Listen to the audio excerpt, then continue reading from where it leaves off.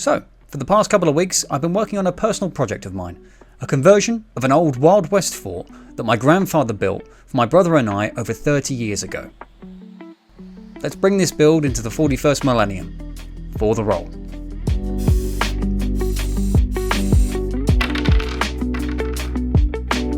Like many of you, my passion for the tabletop started when I was a kid, playing toy soldiers with my brother or my friends. Now that I'm much older, I'm still playing toy soldiers, but my imagination and passion for the world I was in can now be brought to life. My grandfather was much like me. He had a passion for building miniature scale pieces. His passion though focused mainly on building dolls' houses for the family, which most of them still have to this day. But he also made this for me and my brother. A Wild West fort that we would play with together each time we visited. Sadly, my granddad passed away last year.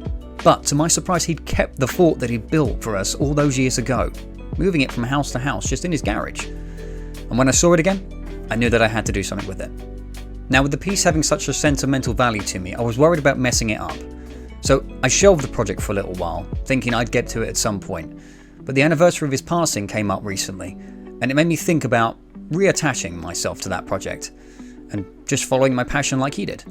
So as a tribute to him, I wanted to see if I can combine his skill and passion with mine, and see if I can create something that the next generation would enjoy, like my brother and I did all those years ago. Today's video is going to be a little bit different to my normal videos, in that I'm not going to be showing you a step-by-step tutorial, more my process of how I built this. But hopefully this will give you some ideas and creative influence, or maybe how you can change something from your childhood. Because of the sentimental value of the fort, I really wanted to take my time in planning out the processes and the steps that I was going to take to then convert this piece. The first task was to plan out what I wanted the end product to look like. I took a few snaps to play about with some designs in Photoshop. The first thing I wanted to update was the doors on the fort, going from a small pivot door to a large sliding bulkhead. I settled on a rough idea that I could refine later, and then added some runners for the doors to sit within.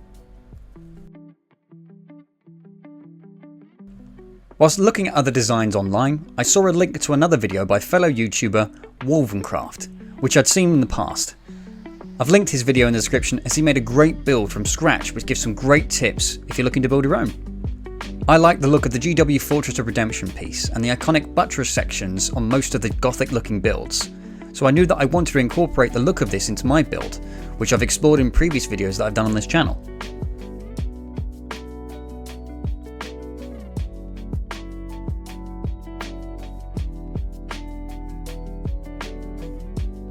I also wanted to check the bulkhead doors and how they would move, and get a rough idea of the measurements to make sure the buttresses wouldn't impact on the door being able to fully retract.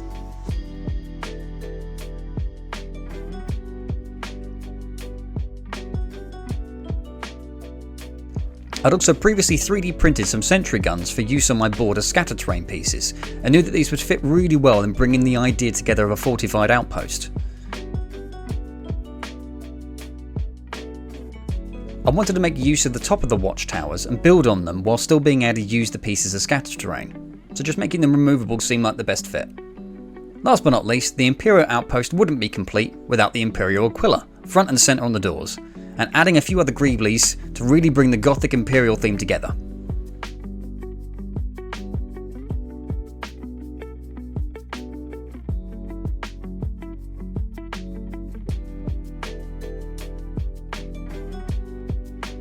Keeping the original fort intact as much as possible was my main priority throughout this build, and coincidentally, the scale that my granddad had built this was actually perfect for 40k miniatures, so it means I didn't really need to change anything apart from just the size of the doorway. Giving the piece a good clean was the first step, clearing off any dust and seeing if there was any quick repairs that I needed to do. But, unsurprisingly, my granddad had kept it incredibly well maintained, so there was very little for me to do. A true testament to his build quality and the attention to detail all those years ago. I then moved on to marking out what I felt would be a good size for the blast doors, taking the size of my miniatures into consideration. My granddad had built the fort from compressed wooden sheets, making it tough and strong, ideal for us kids, but it did mean I had to pull out his old jigsaw just to make the cuts needed to widen the doorway. I then gave the piece a thorough sanding to smooth out the cuts that I'd made and take back some of the lacquer. The next phase I wanted to complete was to start by making the blast doors to use as the guide for the rest of the build. I use simple poster board for these as it's my build material of choice, being easy to cut and shape into designs that I can work with. I cut a simple off-center interlocking join that's synonymous with blast doors, and then use strips of serial card to border the edges, gluing these together with hot glue and trimming to size.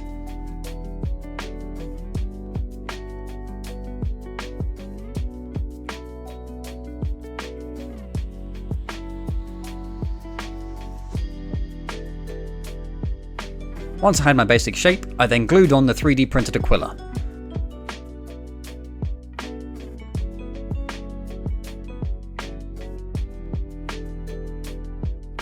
I then covered the door with a layer of matte Mod Podge just to seal and strengthen it. The next phase was to craft and add the buttresses to the outpost, moving the shape to a more Gothic style in keeping with the 40K Imperial theme. Taking some old XPS foam offcuts, I cut out blocks to the same height as the fort and then cut in half on the diagonal to make the rough shapes of what I thought in my initial design.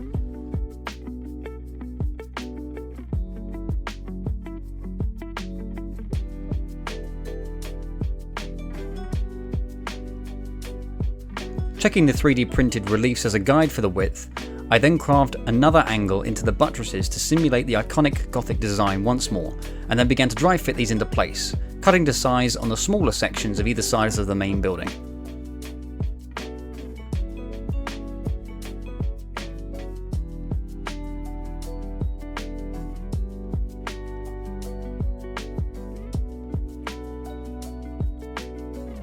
The last thing to do before gluing these into place was to dry fit the blast doors to make sure that the movement was smooth and wasn't hindered.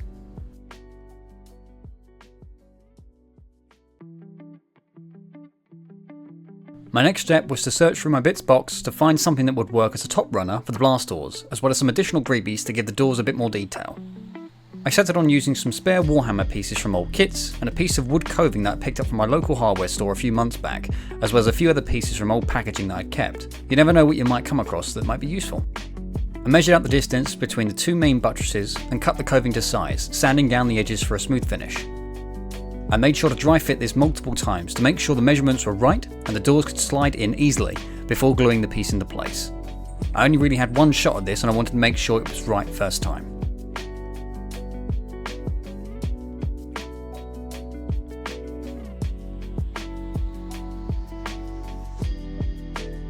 Next, I sealed the foam buttress with a layer of Mod Podge to protect against my later plans for spray priming the piece, and then textured them with an aluminium ball, giving them the concrete or rock-like appearance.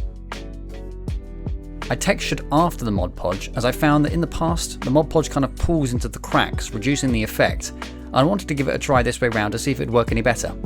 Seems to turn out okay. To stop the doors sliding out of place, I added more XPS foam to act as the bottom runner for each of the doors, but left a gap in the centre where I could place a small ramp later, allowing me to still remove the doors later when needed.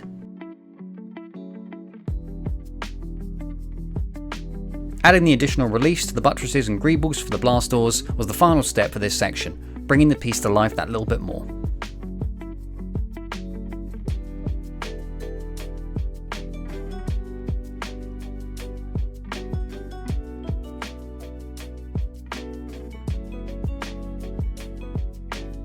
My next challenge was to change the wooden beam look of the old western fort to a more concrete look for the outpost.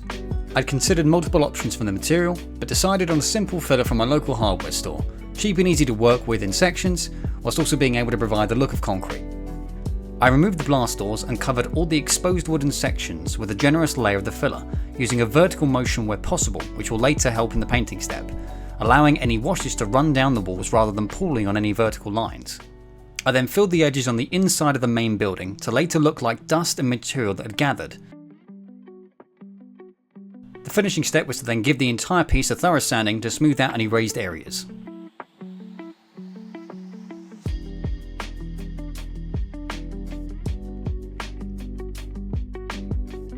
The catwalks of the three main buildings also had a wooden look to them that I wanted to change, but rather than the concrete, I also ordered some textured plaster card that had the look of metal plating.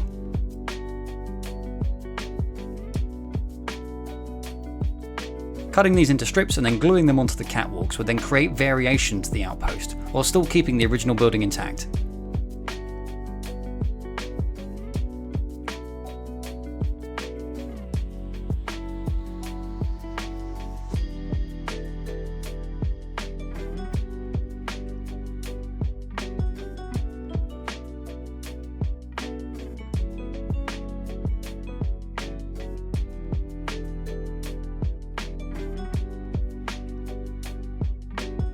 I then moved on to adding the final building additions like the eagle head grotesques, control panels and other greeblies to then add more detail.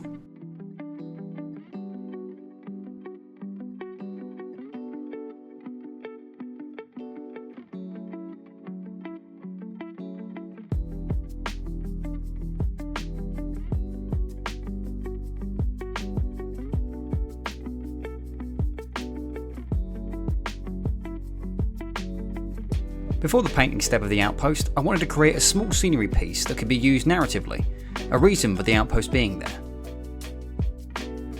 I've recently played a game of Horde mode created by the guys from the Poorhammer Podcast, which has some great narrative ideas for secondary missions. If you haven't heard of the game version before, think COD Zombies but for Warhammer.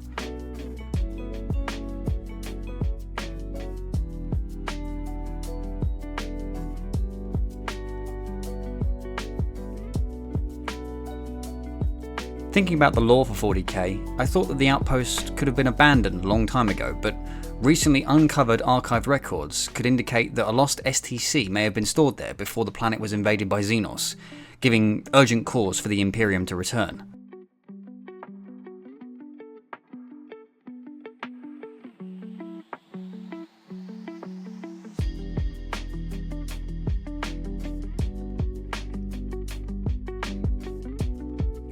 Using more XPS foam, spare 3D printed greeblies, jewellery chain, and offcuts of old sprues, I patched together a relic that could hold partly built Centurion armour. Something that would give the game that uses this outpost a narrative purpose, recovering the asset at all costs against the never-ending onslaught of Xenos combatants. Just a thought.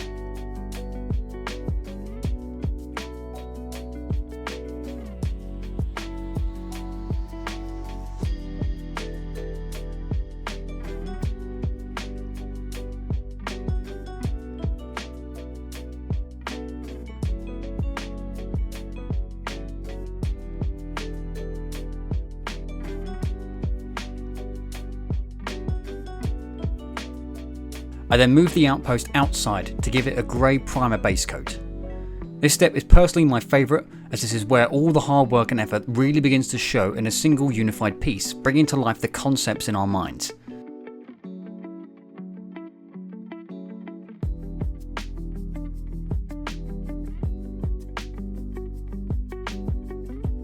As I was spraying, I found that the bugs had already got the scent of the biomass in the area. There we go. We shall call him Sebastian. Sebastian the Spider. He survived this day under the grace of the Emperor. Alright, off you go. I thought we'd let this one live just to warn the others. The grey primer really began to draw out the look of concrete that I was hoping for when I added the filler mix to the wood.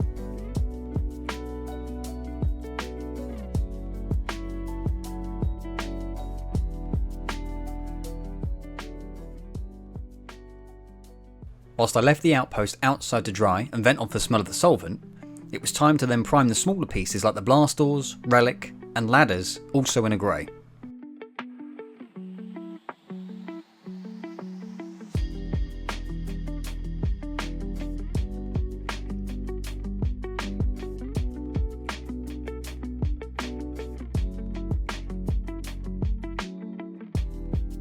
I wanted the blast doors to stand out from the rest of the outpost, so added an extra layer of chainmail to draw out the metallic look.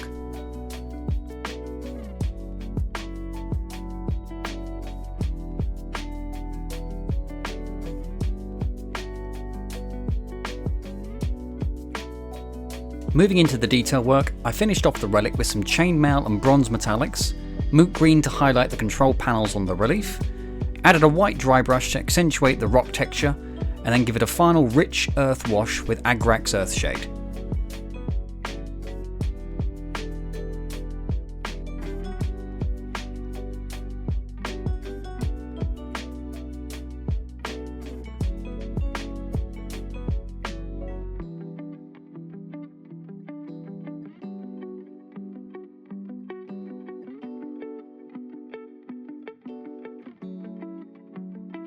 The blast door had the Imperial Aquila given a coat of glorious gold, and and then a rusty bronze on all of the cogs and gears attached to the edges. Another wash of Nuln Oil and Agrag's Earthshade to give the doors a weathered and dirty look.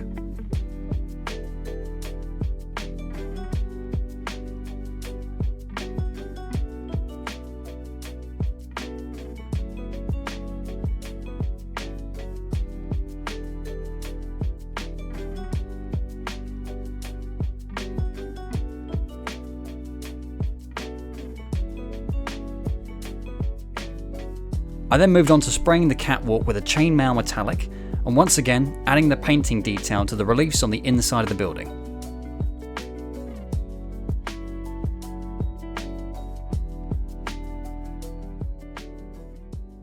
Now that the base coat was on and the smaller piece detail work had been done, it came time to giving the main outpost a dry brush of white to once again accentuate the concrete texture. The dry brush really brings out the detail created by the use of the pillar.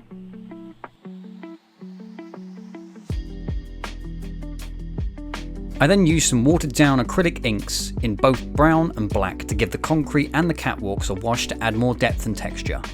The washes go on quite rich in colour, but as it dries it lessens and blends all the different steps together to make it a more natural look.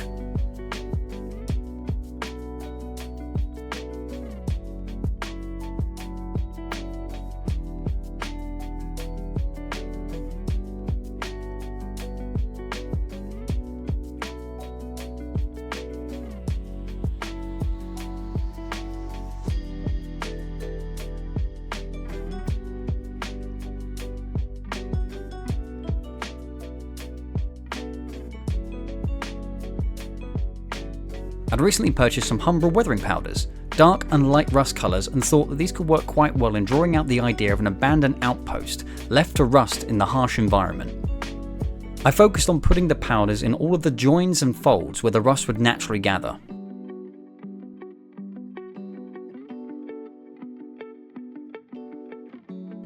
I'd seen other crafters use pigment powders before to great effect, but I didn't realise how good these could look, especially when I added it to the last doors. Complete game changer, and I definitely recommend it.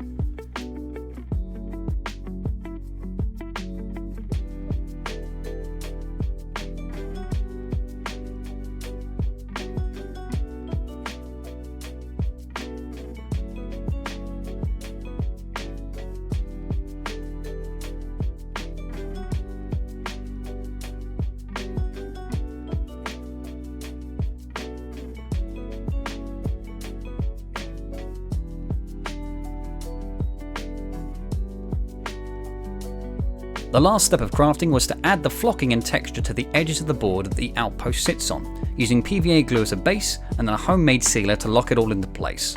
The homemade sealer is just made from 1 part of PVA, 1 part isopropyl alcohol and 5 part waters in a quick squeeze bottle.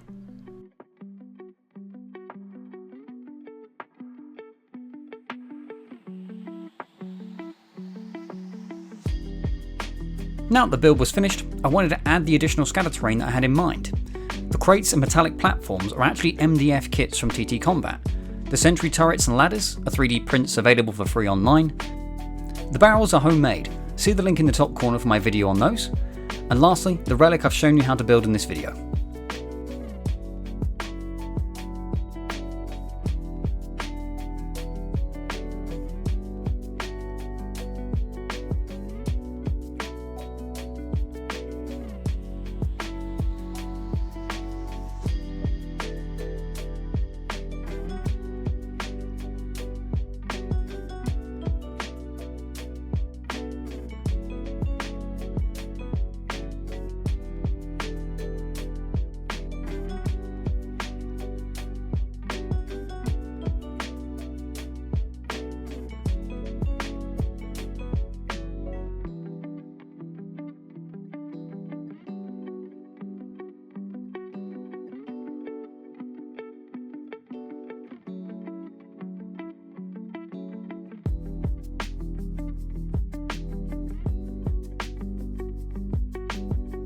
Before we get to the review shots, I just wanted to take a moment to thank those of you that have subscribed to the channel already, and some of the wonderful feedback that I've received in a relatively short period of time.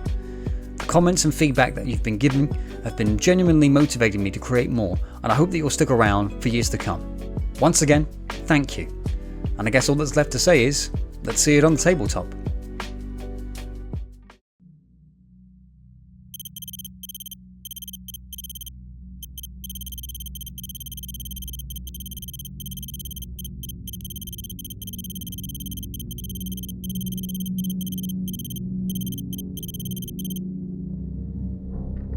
Area secured.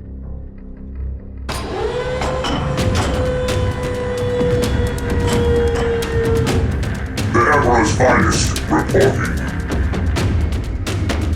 Initializing build protocol.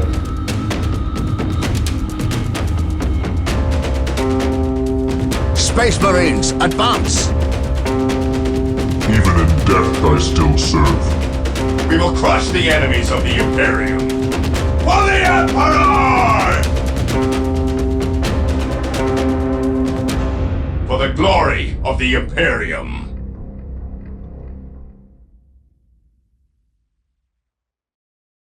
Thank you for all of your support and for taking the time to watch this video all the way through. As I said at the beginning, this project was very personal to me, and I hope this has inspired you to create something similar. A special thank you to the channel producer, Danny H, and all the other Patreon members. Your continued support always means the world to me, and I couldn't do this without you. Once again, thank you for watching, and I'll see you in the next video.